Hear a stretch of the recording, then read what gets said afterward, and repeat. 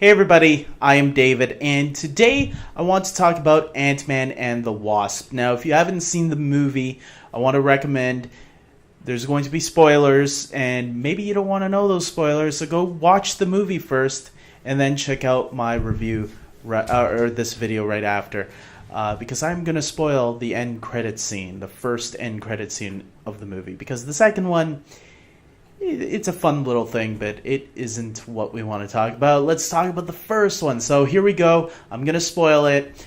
At the very end of the movie, we see Scott Lang going into the quantum realm and trying to get the quantum matter or whatever it was. And at one point, Janet, played by Michelle Pfeiffer, tells him to watch out for these like time warps or something like that, and which will go into another theory I have, which I'm going to talk about. And basically, when he gets what he needs from inside the quantum realm, Scott is ready to come out, and Hope starts counting down to 3, 2, and then all of a sudden something happens. And we hear their voices, I think it was Michael Douglas's voice, Hank Pym. We hear his voice start to fade, and we're left wondering, okay, what's going on out there? And Scott is left wondering what's going on out there. And we hear Scott on the intercom. It shows the camera is showing a shot of the intercom. It looks like it was dropped. And we pan back to see that Hank Pym, his wife Janet, and his daughter Hope have all turned to ash because of the Infinity Wars, when Thanos snapped his fingers, just like that, and showing that this movie is taking place exactly when Avengers Infinity War is going on. So now this leads us to some interesting fan theories on what might be happening. Let's first talk about the time warp thing.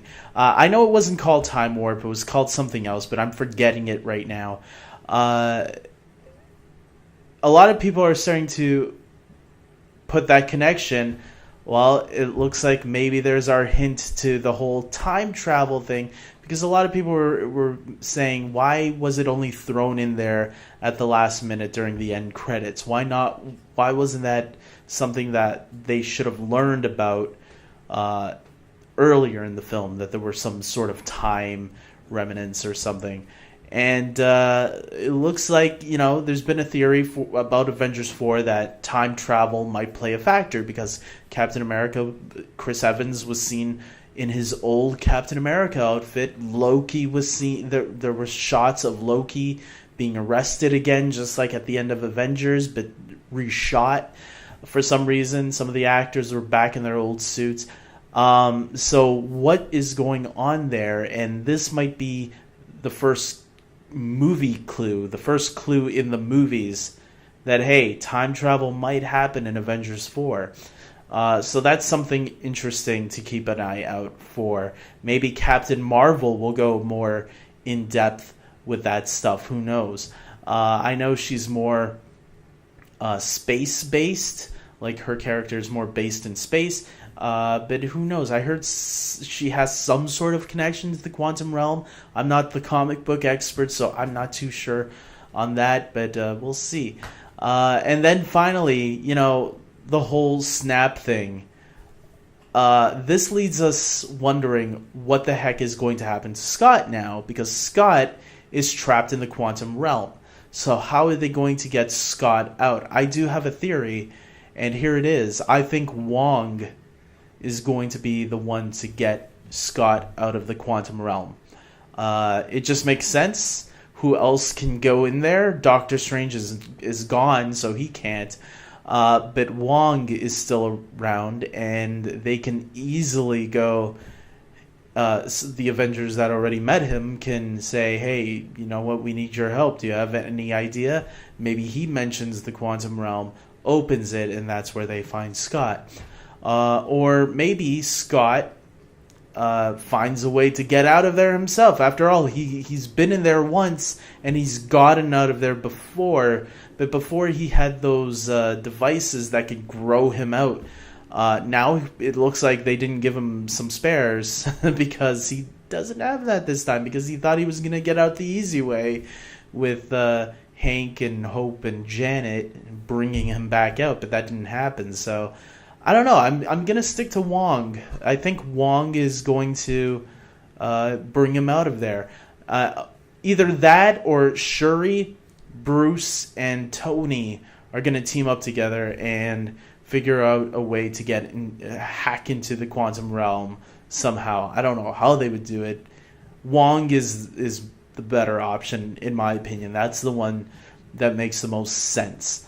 With that being said, guys, that is my theory on how Ant-Man is going to get into Avengers 4. I think the Avengers are going to need Wong's help for being, right now, the only other person who, as far as we know, to know about the quantum realm. And then that will lead us into the whole time travel thing. I want you guys to tell me if I'm right or wrong. What do you think is going to happen? Do you think there's other ways that Scott can get out of the quantum realm with the help of the Avengers or anybody, you know? There was it wasn't fan art, it was a promotional art that was released that showed Ant-Man alongside the 6 original Avengers, as well as Rocket and Nebula, and Captain Marvel, all running together to go fight something. Maybe it's Thanos, maybe it's something else. It's that picture that started the theory about maybe Bruce is going to become Professor Hulk in the next movie because he's wearing a jumpsuit. We'll see. I know there's a lot of things that we are not too sure about. I have no idea where the Avengers 4 is going to take us, but I am extremely excited about whatever they throw at us, because if it's anything like Infinity War or even better, man, it's going to be another hell of a year for Marvel. With that being said, I hope you guys have seen Ant-Man and the Wasp. If you haven't, I don't know what the heck you're doing. Go out and see this movie now. I think it deserves a lot more money than it's making, especially if you're a huge fan of the MCU. This is a worthy film. I think it might be a little bit better than the original Ant-Man film. I know a lot of people are saying it's not as good, but it's okay. It's a worthy sequel, and I agree with that. It's a very worthy sequel. So go check it out. And with that being said, I hope you guys like this video. Subscribe to my channel. Please check out my brother's Kickstarter page for his comic book that he's trying to publish and get it out there. He wants to make as many copies as he can, but he needs some funding. So if you can spare a little bit, please check out that Kickstarter page. I'm putting the link in the description area below. And with that being said, take care.